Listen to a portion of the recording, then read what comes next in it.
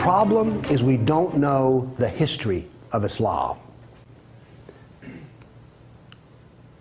We don't know the answer to this question. This is the world of Islam. How did it happen? You can ask very intelligent people, and they will not be able to give you the answer to this question. How did North Africa go from being European and Christian to becoming Arab and Muslim? How did that happen? And is that an important question? How did the Middle East go from being Christian to Muslim? And is that an important question? I think it's an overwhelmingly important question. All right. Now, to understand how that Islamic world came about, we're going to have to go about and see how Islam entered our world. Now, to do that, Islam entered the world of the Byzantine Empire. We know that in the Sirah, Muhammad's life, his last days were spent killing Christians and subjugating them. After he died, that process continued. So, let's describe the world that Islam invaded. Now, we're told that the Roman Empire collapsed when the German barbarians invaded Rome. You all heard that story? Well, that's false. That is not true. It is wrong. What happened was, after the German barbarian tribes invaded Rome, they set up their own version of the Roman Empire. They retained classical culture. They spoke Roman. They hired Roman philosophers and Roman attorneys to teach their children and to run their schools. They came into the Roman Empire not to destroy the empire, but just to get the goods for themselves. The eastern part of the empire, so-called Byzantine Empire, is over here. Now, this is after the German invasion. The important point is this: there was still a classical empire. It's not collapsed. Then, after the fall of Rome, the Byzantines gradually exerted their political influence till now this was the new form of the Roman Empire. This is the Byzantine Empire, and it is about to be invaded. This is the classical world that Islam invaded. Notice that the classical world is still up and running. It's critical to remember that. It was now weak, but it was still up and running. We're going to see what caused its collapse. Here we see in 25 years, 3 stages of development of the spread of Islam. This is 25 years' work. How is it that the Arabs were able to do to the Byzantine Empire what the Persians could not do in Iran? Here's the answer to that question. It has to do with Iran, actually. The Greeks and the Persians had been having wars since forever. All right? The 300 at Thermopylae, that was about the Persians. All right? Alexander the Great, he defeated the Persians. The Persians kept hammering on the Romans and then the Byzantines, and 25 years before Islam invaded, there was one massive last series of battles that left Persia weak and the Byzantine Empire very weak. Then comes along the Black Plague. 1 person in 3 dies. So the Byzantine Empire, when Islam invaded, had been weakened by a long war with Persia and the loss of 1/3 of its population. The economy had collapsed by 2/3. You think the Obama economy's bad? Try 2/3. So we had an empire that was weak, invaded by people with a mission. Now, what's important here is these 3 different shades of green represent the different caliphs. This empire is beginning to build here came from people who could be described as the apostles of Muhammad. Why is it important to know that? They knew Muhammad. They held his hand. One of them, Ali, married his daughter. Abu Bakr was his father-in-law. These people are not just brothers in the religious sense, they're brothers in the family sense. They knew Muhammad like I know my wife. And what did they do? Did they go out preaching the Quran? No, they didn't. They picked up their swords, got on their camels and horses, and went out whacking Christians and Persians That is, this is the true nature of Islam. Here you see it. This is the fruit on the tree. Massive destruction. Now notice something else that's happened here. Egypt is the breadbasket of the Mediterranean. Syria, the heart of the intellectual world of the classical empire. In 25 years, the classical civilization lost its ability to feed itself and lost its biggest brain trust. This destroys classical Christianity. Christianity that we have today is a bloody stump of the original Christianity. Why? This destroyed the heart of it, transformed it. The first stage of the annihilation of classical empire, gone. The heart of it's gone. Okay. A century later, notice over here in Spain, 750 AD, Spain is already Muslim. This is rapid fire conquest. This is going to become very important because this happened as it were in the life of a nation overnight. This brutal assault is the key as to why we fear Islam. Now then, you're next going to see history that you've not heard before. I'm not a historian, but I am a scientist. And I can reason from data. I knew, once I read the story of Muhammad, that I had been fed a pack of lies about what caused the Dark Ages. Roman barbarians didn't cause the Dark Ages. First off, why would these barbarians were Germans? These are the same people who made Germany. You're telling me they were too stupid to learn how to do Roman law and stuff? Of course not. They were very intelligent people. They didn't cause the collapse. But that's the classical theory. If you go to Vanderbilt, that's what they'll teach you. Here we go with the data.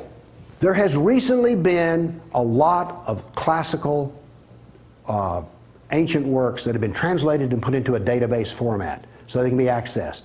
There's been massive archaeological research under the ocean and at the edge of the Mediterranean. From this archaeological research, we're able to track history and economies.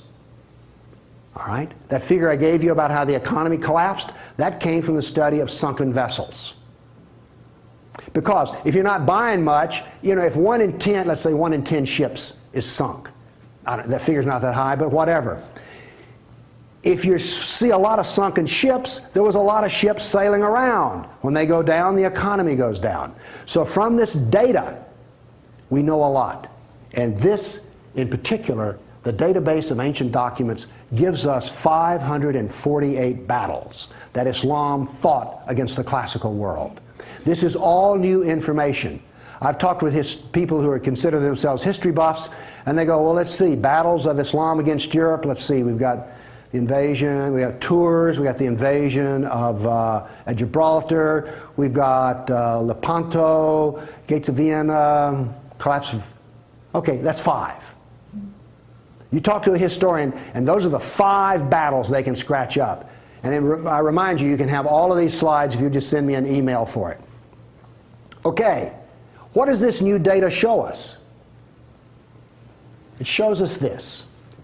See the white spots? They're brand new battles. They're going to change to red. These are new. Every time, I want to show you this all over again. Every tick is 20 years.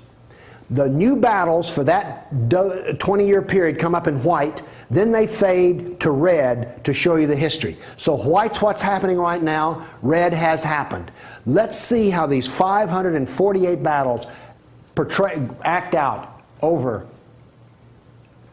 We're going to watch, in 70 seconds, we're going to watch 1,200 years of conquest. Look how fast this is happening. Bam! Here comes... You didn't know France was hammered that hard, did you? You heard of Tours. Watch what's happening in Spain and the islands. Now, many of these raids or battles, if they're at the coastline, are slave raids. The slaving that took place in here was extensive and went on and on. All of this work is also happening now then. We're now into the golden age of Baghdad. This is the punishment that's being handed out to Christians everywhere. In Spain, after one battle, there were knights' heads were cut off, and they made a pile so high that a man on horseback couldn't see over them.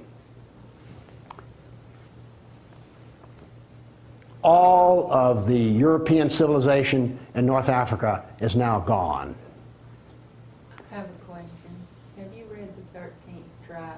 No. Okay. Now, pretty soon, and by the way, there will be a period of time, and you can see the clock running up here, there will be a brief blip of 5 battles that occur in North Africa, the Barbary Pirate Wars. We're on there. Okay? Now then, Byzantium has fallen. Now then, Eastern Europe is being hammered. Notice that it is relentless. It doesn't stop. This is the history that you're never told about. This is the history that explains how all of this came about. Now then, they're getting slower because Islam is becoming weaker.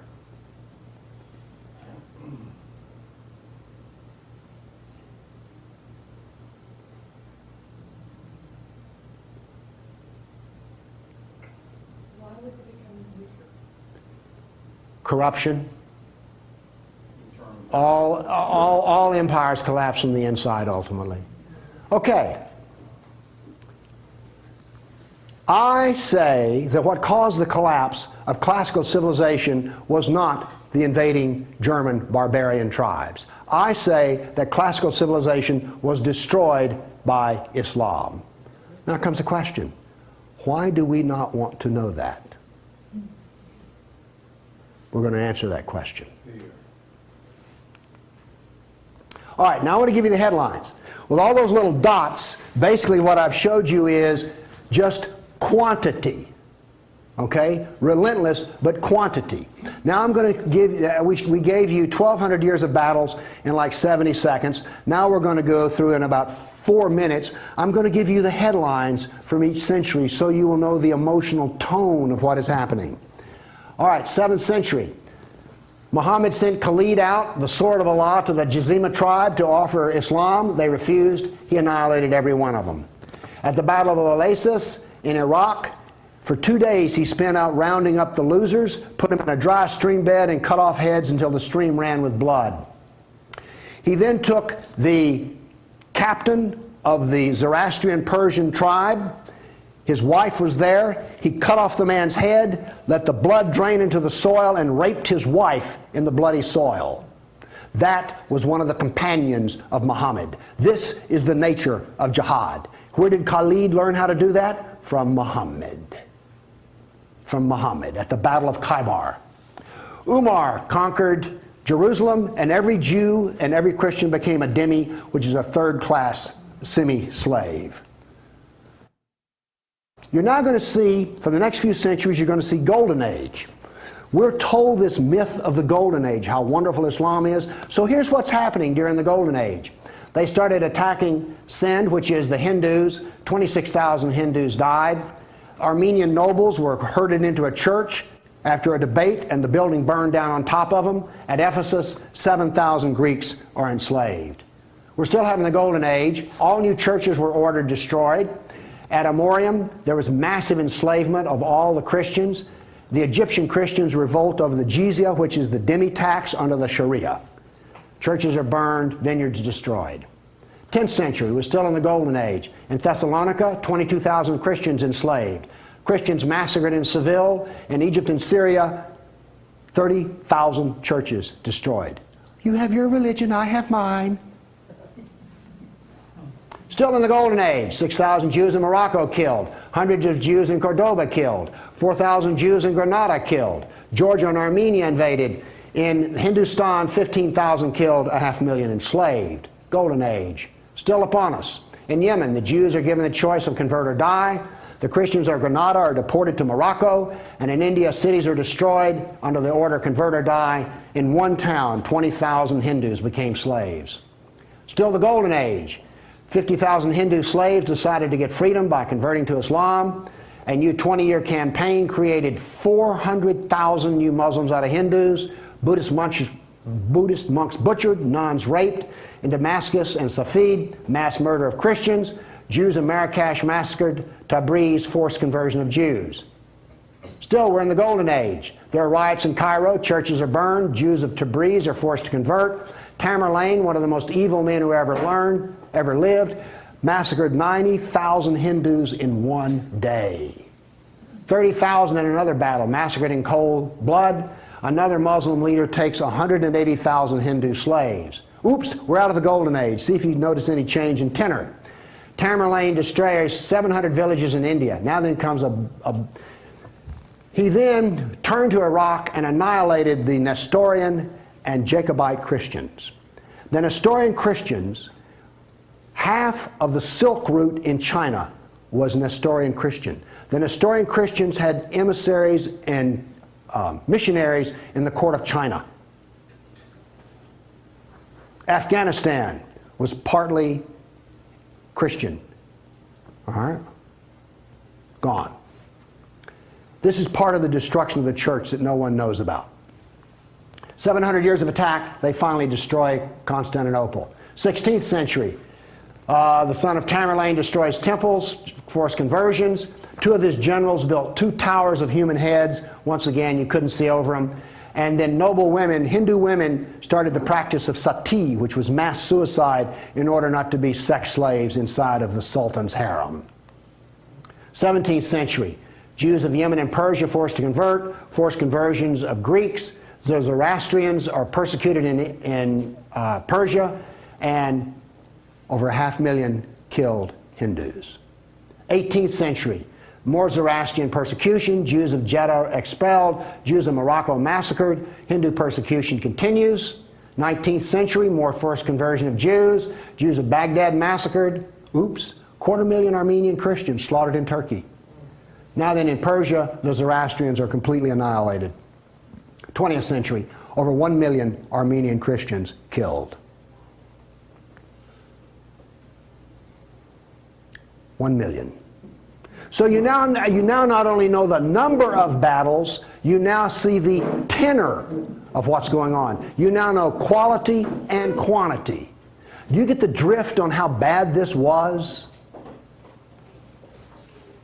Now then, the establishment doctrine is that we've already told you classical collapse had nothing to do with Islam. And indeed, Islam was a source of good because the hillbilly Europeans lost their classical learning and the shrewd, smart Arab Muslims preserved all the knowledge in the Golden Age. This is what is taught in our schools.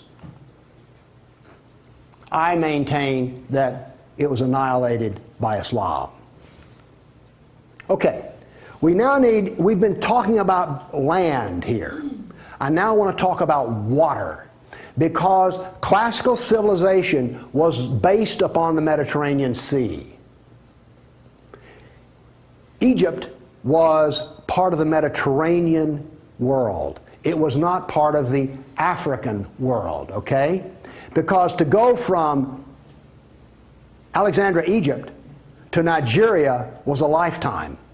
But you could get on a ship and be there in 10 days. Does this make sense? It was cheap transportation. You could haul a ton of grain from Egypt to Rome as much as it cost 75 miles by ox cart. This is important.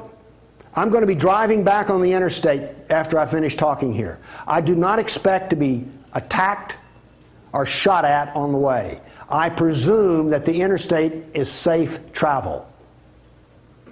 It used to be that way under the Roman peace. That ended. The importance of naval work, as many as 500 boats could be in the harbor of Constantinople. The collapse of the freedom of sea. Let me show you something. Now we know this from history, the data. Rome used to communicate with France by boat. After Islam, they went overland through the Alps. Why did they do that? There was no longer freedom of the sea. Here's interesting. The Black Plague was a known problem in the Mediterranean. It used to take 4 months to get from here to Constantinople because there was sea trade back and forth. Well, that was eliminated. So now then, when there was an outbreak of the Black Plague, it went from harbor to harbor, all around here, and it took 4 years to get to here. Do you see the point I'm making? There was that little freedom of trade. As a merchant striking out to do business, you could wind up with your ship gone, your goods gone, and you're in chains, enslaved. By the way, this cuts down a lot on commerce. A brag. The Christians couldn't float a plank on the inland sea. What did this do? It isolated Europe and impoverished Europe. So, you know the business of the Barbary pirates? You know the business of the Somali pirates? Same. It is Sunnah. It is Sunnah, the way of Muhammad. There's a famous hadith which is repeated endlessly in which Muhammad awakes in a dream and he sees his jihadists sailing the inland sea. Islam always practices, where possible, economic warfare. Muhammad attacked caravans. What was attacked in New York? World Trade Center. Ooh, Trade Center. This, economic warfare. I am an admirer of Islamic civilizational war methods. They're superior to everyone else's thinking in war. They use everything for war. Everything, including the womb. This was an economic jihad. There were three, you've heard of the Dark Ages? Well, there were 3 Dark Ages. One in Europe, one in Turkey, one in North Africa. You weren't told that, were you? Wonder why. Here we see some ruins. What's the importance of these ruins? Well, they're up and standing. What happened to all the ruins in Rome? Well, the people who were still living there used them as quarries. They harvested them. The Colosseum remained simply because it was so big. What does this tell us here? If all this stone is still stacked up, there were no people. The invasion of North Africa was so brutal and so fast that it actually left in the harbor a layer of silt. Here's how that happened. North Africa used to be farmland, irrigated farmland. The Romans, clever men that they were, put along the roads in North Africa olive trees for shade and for keeping the road fixed for free. Because what would happen is you would bid on buying a lease on a stretch of Roman road in North Africa. You maintain the olive trees and the road, and you got to keep the olives. So the Romans got money from selling the lease, and then they got the road fixed for free, and somebody has a business making money. Is this clever or what? That all ended because the invading Arabs were not farmers, they were herdsmen. The people there were Christian, and so therefore when the average Arab family would own 50 goats. They put their goats out into the fields of Christians, and the Christians as dhimmis had no right to protest. Between death and the erosion of the crops, there was this produced a layer of silt in the harbors. So that's how brutal, hard, and fast came about this collapse of economy in North Africa. What was left for a European economy? Furs, lumber, swords, and slaves. We're now really getting to one of the points where we don't want to know this history. Anybody here all real proud about how some of your ancestors were taken off a coast in Italy and then put into a harem in North Africa?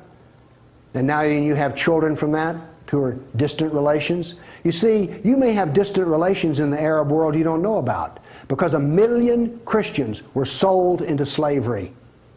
And by the way, the Venetians helped to do that. And another embarrassing piece of news is this. The Jews were very big in the trans-Mediterranean slave trade. Nobody comes out of this looking good. No one looks good. Are you also beginning to see, like, I don't think I want to know any more about this history at all? Okay? Are you catching on here? All right. Now, the other thing we're told that's so bad about Christianity and so pitiful about those poor Muslims are the Crusades. Who's ever heard this? Well, the Crusades, oh, that's so embarrassing. Gosh, you know, we got out of Europe, we went over there and invaded the Arab lands, and then we killed them and hurt them, and like, oh, I've heard preachers wallow in pity about how drastically bad the Crusades were. All right, first off, Islam, remember, destroyed 30,000 churches. The Jews and Christians were dhimmis. There was an infinite number of brutality against Christians. Christians were fleeing the Middle East, and the Byzantine emperor appealed to the Pope, help us, please. Now, this was a big thing to do, because the Byzantine emperor and the Pope did not get along at all. But these were desperate people. And what did the Pope look out and see? This is the world that he saw in 1100, the time of the First Crusade. Well, let's see, this much of Spain is Muslim, and we're getting our behind kicked on a regular basis. Oh, well, this Christianity's gone. Oops, this Christianity's gone. And look at all the battles in the non-Christian, in the areas that are still Christian. Do you see the geopolitical problem that the Pope was facing here? This was not just some, you know, we'll saddle up, get on our horses, and go steal from them Arabs, which is what you're told. This is the political picture. But now then, let's do this. Let's look at a battle map for the Crusades. Let's be fair. I showed you the Jihad map. Now here comes the Crusade battle map.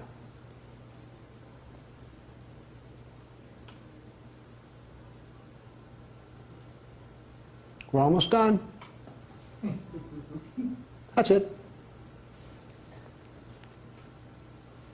Now we're told that the Crusades are the moral equivalent of jihad, and therefore we need to be ashamed and whine and cry. All right, the Crusades were defensive, lasted 300 years, and the last one was over 800 years ago. All the jihad was offensive, lasted 1400 years, and it's happening right now. In all probability, some Christian is being slaughtered in Nigeria today. Now, is this moral equivalence?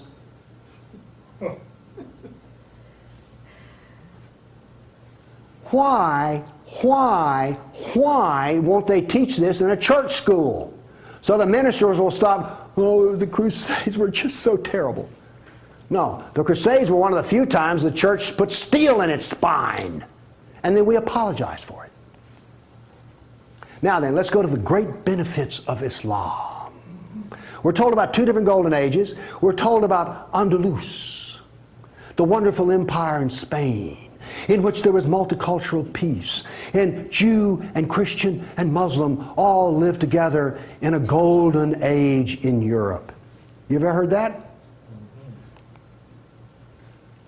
Well, here we go. This is the battle map of the Golden Age in Andalus.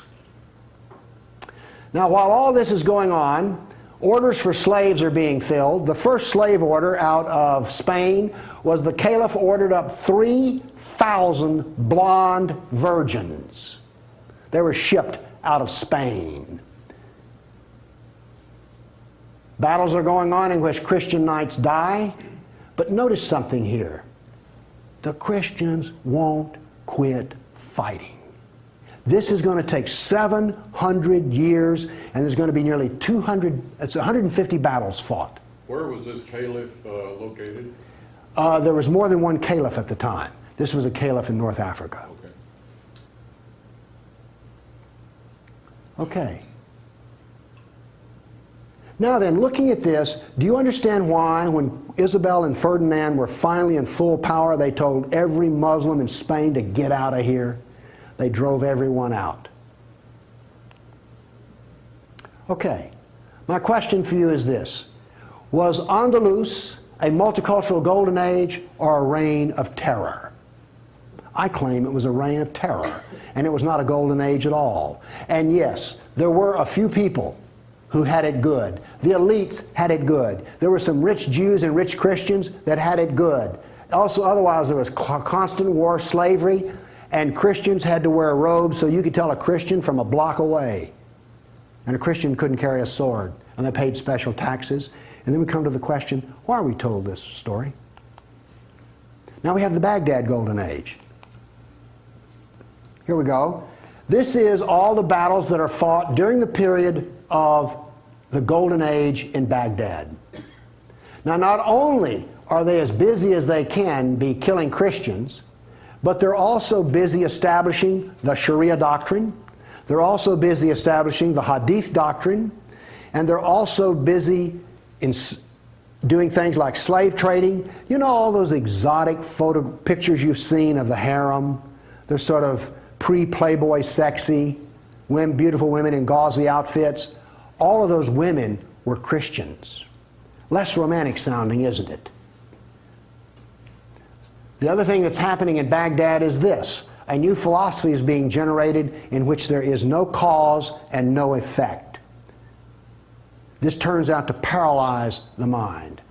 Okay, those were all the battles that were fought during the mythical Golden Age. Okay, during the Golden Age, Christians and Jews were dhimmis, Christians were sex slaves. Here's one that gets me. During this Baghdad Golden Age, they evolved a philosophy in which there were no laws of nature and there was no cause and effect. I'm a scientist. We work off of two laws, the law of contradiction, does the data contradict the data, and the law of cause and effect. I've just explained to you why, out of their Golden Age, why you don't find Muslims getting Nobel Prizes in science. You cannot be a scientist and not believe in cause and effect. You just can't. Won't work. Now then, the Christians did all of the vaunted translation of the Golden Age text, and get this. We're told that this was such a great peak of learning, they destroyed 90% of the books. And we're told that the remaining 10% they preserved is like, oh, this was the Golden Age. Oh, we live in eternal gratitude to the Muslims. If they had come along, we'd have had 100% of them. Presented with a library in India, the largest library in the world was a Buddhist library in Nalanda. They came to him and reported the existence after they had conquered, and they said, what shall we do with the library? The order from the general was this. If it contains any information that is in the Quran, we already have it, burn it. And if it contains any information that is not in the Quran, it is false, burn it. The same was done with most all of the libraries. And why are we told this was some wonderful golden age that preserved knowledge for us? Ottoman Empire, 1683. The reason I have this up here, Islam in Europe. That's the world today. I've now explained to you how this world came about. It came about through relentless, brutal persecution of everyone who was not a Muslim. Now then, let's change to modern times. All of that work stops in 1922. This works off a database of 19,000 jihad attacks since 9/11. There are things like this. I know the date, the country, the city, how many are killed, how many injured, and a description. Now, when you present a guy like me with 19,000 pieces of data, I start asking questions, how do we make this make sense? So let's make it make sense. By the way, you did hear all about these 19,000 attacks in the Tennessean and the local newspaper, didn't you? You did hear about this. It was on the nightly news. We've heard about Fort Hood. Oh, the workplace incident. Oh yeah, I got that. All right. Anyway, moving along here.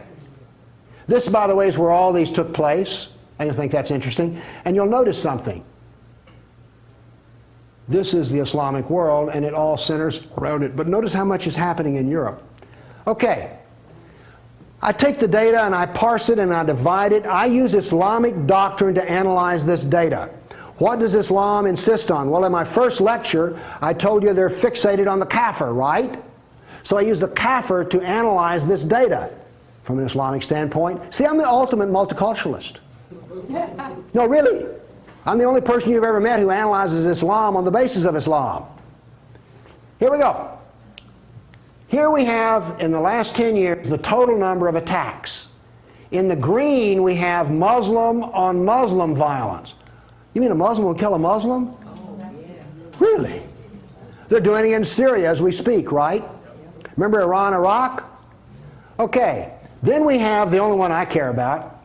I mean, my motto here is sell weapons and intelligence to the loser. I'm very serious. You think I'm joking. I know. Okay, here's our story right here. Stays pretty level. That's interesting. By the way, there's hardly a day in which there's not a jihad attack.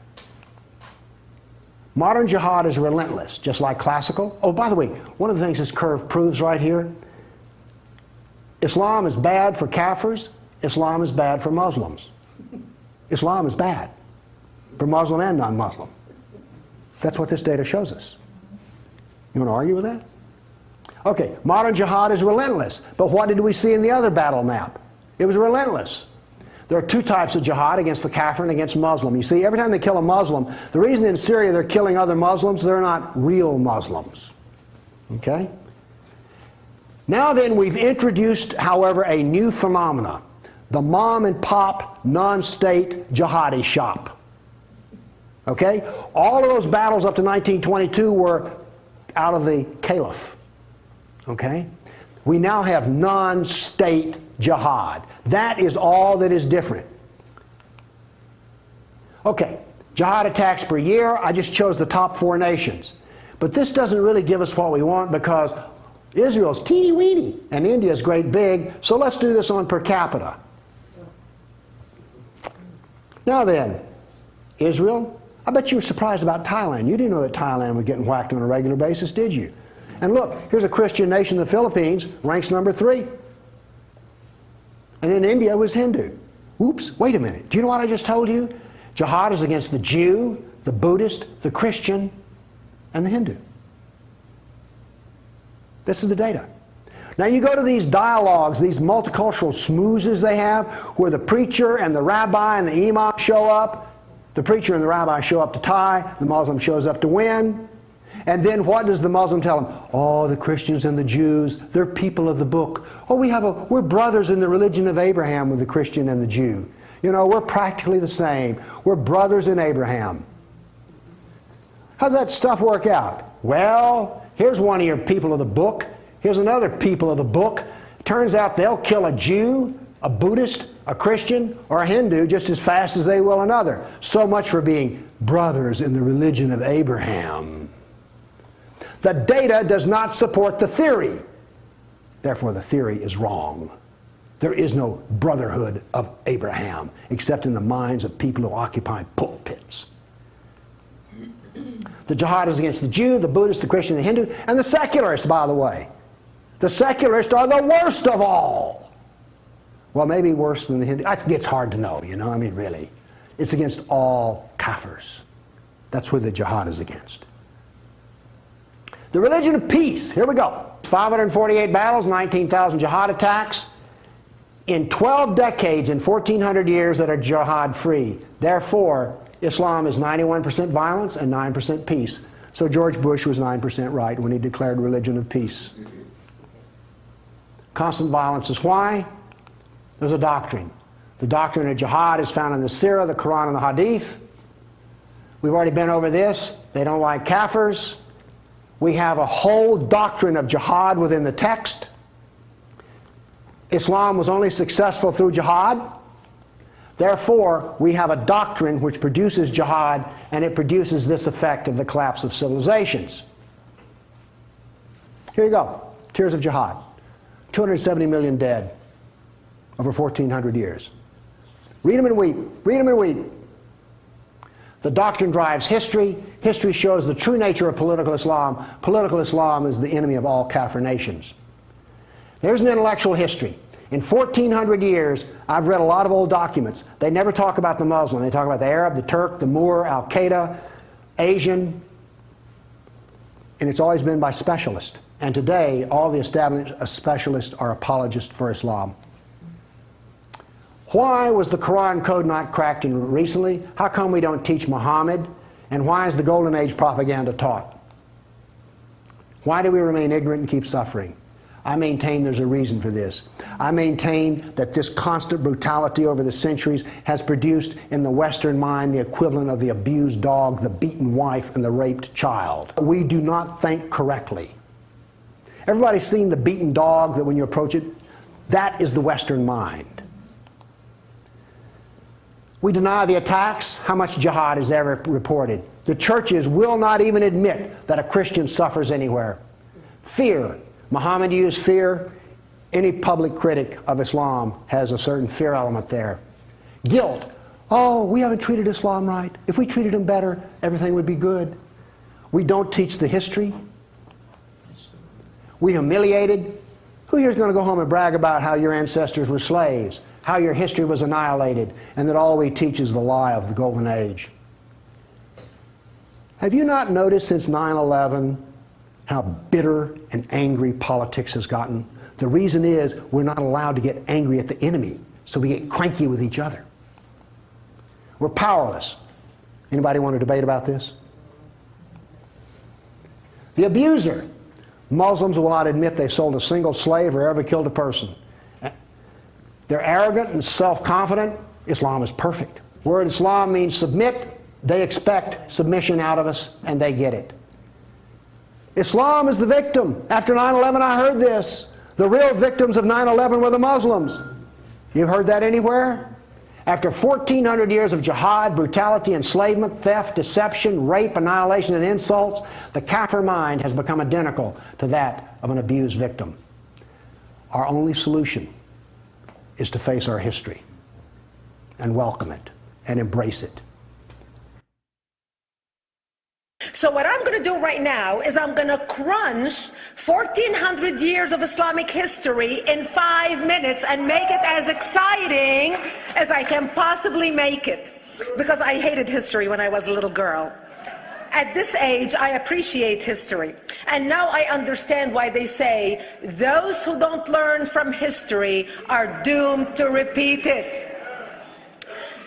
In order for you to understand why Western civilization is very different than the Islamic world, you need to understand the history of Islam.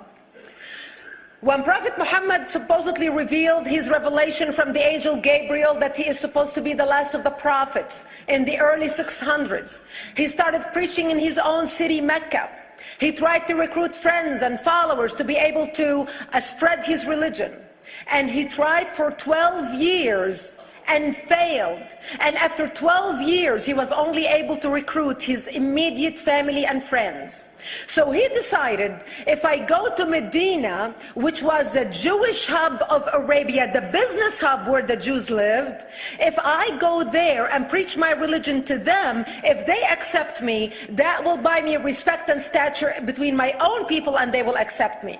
So Prophet Muhammad started borrowing a lot from the Old Testament to make his religion more palpable to the Jews, to make it a lot similar. This is why you see a lot of similarities between Judaism and Islam. For example, Jews don't eat pigs, Muslims don't eat pigs. Jews pray a few times a day, Muslims pray a few times a day. Jews fast on Yom Kippur, Muslims fast on Ramadan. And this is why you started seeing a lot of good writing in the beginning of the Quran when Prophet Muhammad was saying all the good things about the people of the book. He took his message and went to Medina trying to recruit the Jews, talking about the people of the book, talking about how similar the two religions are. When they refused to accept him and follow him as the last of the prophet, that's when he turned against them and started killing them and started expelling them. That's when Islam went from a spiritual movement for the first 12 years of Islam into a political movement cloaked in religion after the year of the Hijrah, after Muhammad went to Medina and the Jews did not accept him. He became a military warrior and declared war on them and started expelling them. Jews and Christians became dhimmi, or second-class citizens. They were only allowed to stay alive and not be killed only by paying the jizya or the protection tax. So they had a choice: convert to Islam, or if you want to stay alive, you have to pay the jizya or protection tax, living as dhimmi in the Islamic nation. Christians and Jews could not ring church bells. Jews could not blow the shofar. Christians could not ring church bells. They could not pray publicly. Christians and Jews could not gather together and build new churches or new temples. And the way they paid the jizya, or the protection tax, was in a monthly ceremony where they would get together downtown, and the Jew would kneel on his knee and hand his goods to the mullah, who would take the goods as the price for buying the protection. And in many areas, Jews and Christians were given necklaces to wear as a receipt that they paid their jizya, or their protection tax. Jews considered najis under Islam. Najis is bodily fluid. Najis is garbage. Najis is dogs. Najis is dirty.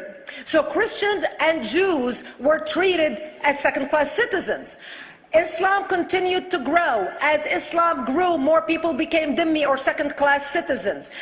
Jews and Christians were given identifiable clothing. The yellow star, which was given to the Jews, that most people think is a German invention. It was actually an Islamic invention in the 9th century in Iraq by the second Khalif al-Mutawakkil of Iraq, who invented the yellow star for the Jews to be identified as they walked down the street. Because Jews were considered najis, if a Muslim man or a Jew walked on the same side of the street, the Jew had to cross the other side so the Muslim man can walk, so he's not dirtied by the filth of the Jew. Christians were given the zunar, the belt, which most of you men are wearing right now. That was an Islamic invention for the Christians. Islam continued to grow. They went all the way to Jerusalem. They conquered Jerusalem. Christians couldn't ring their church bells in Jerusalem. The Pope in Rome in 1090 told the Christians, how could you sit idly by and allow your brethren to suffer like this in the Holy Land? You need to go liberate the Christians. You need to go help the Christians. That's why the Crusaders were launched. The Crusaders were not launched because they just felt like waking up in the morning and going and converting a bunch of Muslims or beheading them. The Crusaders were launched to liberate Jerusalem. And they were able to liberate Jerusalem for less than 100 years before Salah ad-Din al-Ayyubi, Saladin, took it back, and Jerusalem remained under Islamic control until 1967, when the State of Israel liberated Jerusalem, where Christians, Jews, and Muslims could pray under the same sky. The Crusaders continued fighting Islam, and for 300 years they tried and failed. And by the 1300s, the Crusaders disappeared because they could not win against Islam. Islam continued to expand. They went all the way to Central Europe. They went all the way to China. They went to India. They conquered Spain. They changed the name of Spain from Spain to Andalusia. And they started, as they advanced, as they conquered more nations, more people paid the jizya, or the protection tax. And this is how the Islamic Empire grew. It went all the way until they was stopped at the gates of Vienna on 9/11. 9/11 is not a date that Osama bin Laden just picked out of a hat. 9/11 is a symbolic date in the Islamic calendar. Between the 1600s, Islam had covered more of the earth's surface than the Roman Empire did at its peak. Between the 1600s and the 1800s, the Europeans were experiencing the European Industrial Revolution, where the Europeans were able to invent products on factory lines, where they are able to make money and sell products, which gave them the money to build a strong army in order to fight the Muslims. And that's how they were able to stop them at the gates of Vienna on 9/11. The Europeans started the pushback against Islam. They pushed them out of Europe. They pushed them out of all the way to the Middle East and North Africa. By 1924, the Islamic Empire ended. In 1924, the Islamic Caliphate ended in Turkey by President Ataturk, who was a secularist. He ended the Islamic Empire, and he gave women rights to vote. He gave women a right to an education, a right to work, a right to choose a husband. He forbid women from wearing the hijab. He forbid men from wearing the beard. The Muslims hate him so much that they consider him a Jewish agent, because they believe that he his mother in her bloodline was Jewish, and that was the influence on Ataturk. By the time the Islamic Empire or the Islamic Caliphate or the Islamic State ended in 1924, the Islamic Caliphate had existed for 1400 years, and it ended less than 100 years ago. By the time the Islamic Caliphate ended in 1924, 270 million people around the world were killed by Islam. 270 million, and we didn't have weapons of mass destruction, and there was nuclear weapons. All of these people were killed, butchered by the sword. The people in the world, less than 100 years ago, how many people knew this history? Please raise your hand. We in America have failed to educate our children about history. We in America failed to educate our population about history. Our children in high school, you take any 17, 16-year-old kid, 18-year-old kid, and ask them about World War II. They can't even tell you what happened in World War II. For them, it's ancient history, and we still have our World War II veteran walking among us. That's how little we know of history. Islam ended in 1924, the Caliphate. People thought the Caliphate will never be resurrected. The Caliphate will never come back. But two things happened in the Middle East in the last century that made the Islamists be able to resurrect the Caliphate. Number one is the discovery of oil in Saudi Arabia, which we were able to discover and were stupid enough to allow them to nationalize it. And the number two that happened was Ayatollah Khomeini coming to power in 1979. That gave the Islamists the money and also the spiritual covering in order to explode on the world stage. And people say, oh, well, the Wahhabis exported their Wahhabi radical religion. The Wahhabis are the name of Wahhab. They're not a different sect of Islam. They follow the authentic preaching of Prophet Muhammad, the way Prophet Muhammad lived and practiced his religion. This is why neither you or me or any infidel can step a foot in Mecca, because as far as they're concerned, we are filth. And as infidels, we're not allowed to step a foot, not President Obama and not anybody else. As a matter of fact, Al-Qaeda used to use Saudi Arabia and its success as an excuse to recruit members, as the example to show them how Allah has blessed Saudi Arabia because of the way they adhere to the tenets of Islam. And today we talk about ISIS. ISIS is not a new invention. ISIS resurrected the caliphate that ended less than 100 years ago.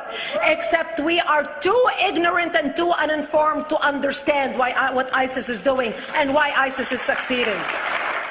Two things you need to understand about Islam and the principles of war in Islam.